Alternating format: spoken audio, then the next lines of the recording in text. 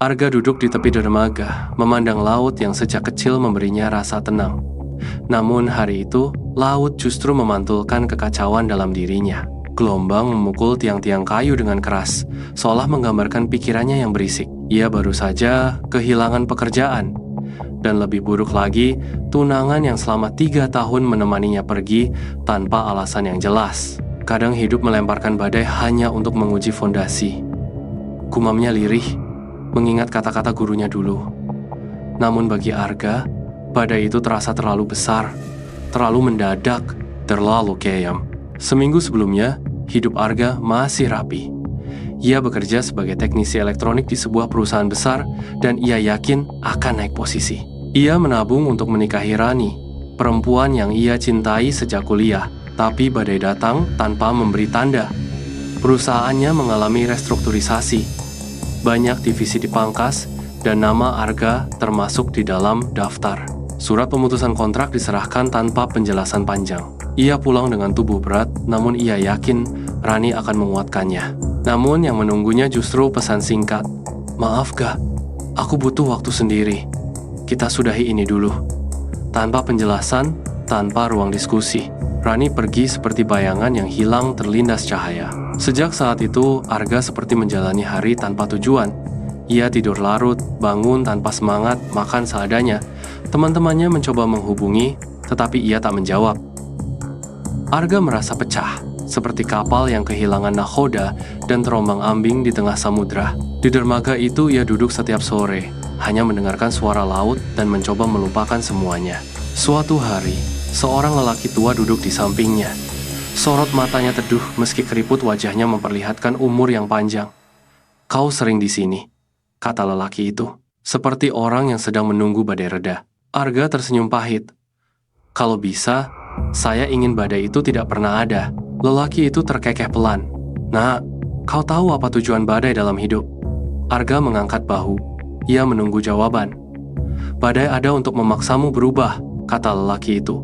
"Seseorang pernah bilang, saat kau keluar dari badai itu, kau tidak akan menjadi orang yang sama seperti saat kau masuk.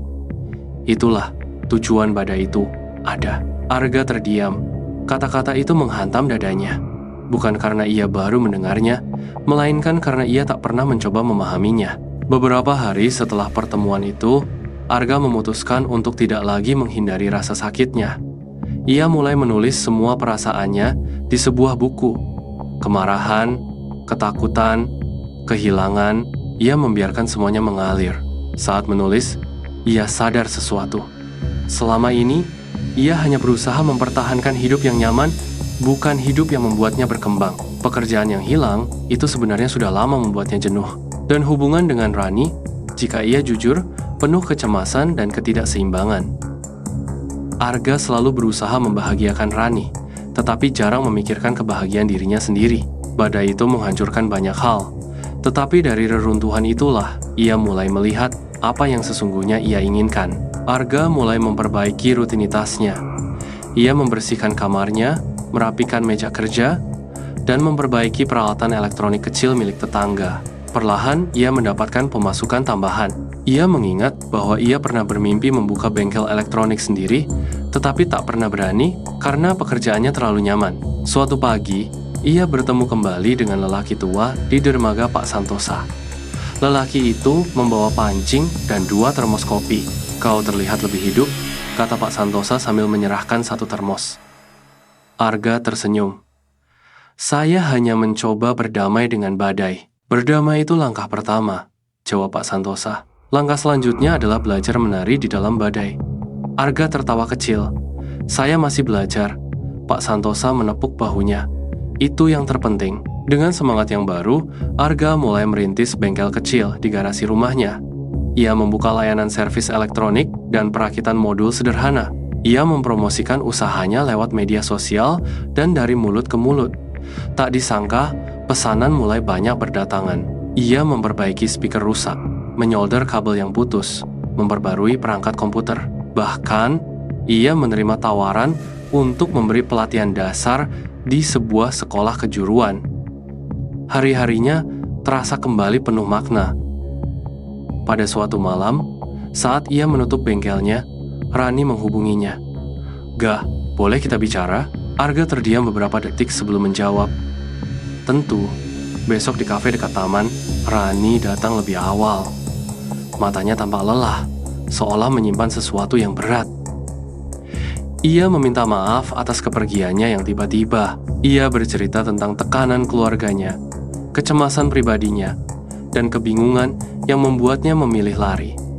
"Waktu itu aku takut. Aku pikir aku hanya membebanimu," kata Rani dengan suara bergetar. Arga mendengarkan dengan tenang sesuatu yang mungkin tidak bisa ia lakukan beberapa minggu sebelumnya. "Aku sudah melewati banyak hal, Ran," ujar Arga akhirnya.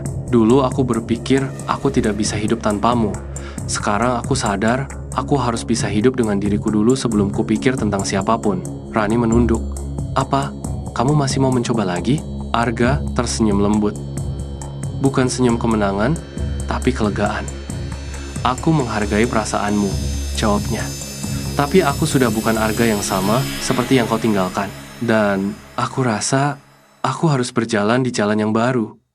Rani mengangguk, ada air mata tapi juga keikhlasan. Pertemuan itu bukan tentang kembali bersama, melainkan tentang menutup luka dengan cara yang sehat. Beberapa bulan berlalu. Usaha Arga berkembang. Ia mempekerjakan 2 anak muda yang ingin belajar. Ia dan Pak Santosa sering memancing bersama sambil bertukar kisah hidup. Suatu sore, ketika matahari mulai tenggelam, Arga berdiri di dermaga yang dulu menjadi saksi keputusasaan pertamanya. Ia menutup mata, membiarkan angin laut berhembus, dan tersenyum. Ia sadar bahwa badai tidak datang untuk menghancurkannya. Badai datang untuk membentuknya menjadi versi yang lebih kuat. Kutipan itu terngiang kembali. "Saat kau keluar dari badai itu, kau tidak akan menjadi orang yang sama seperti saat kau masuk."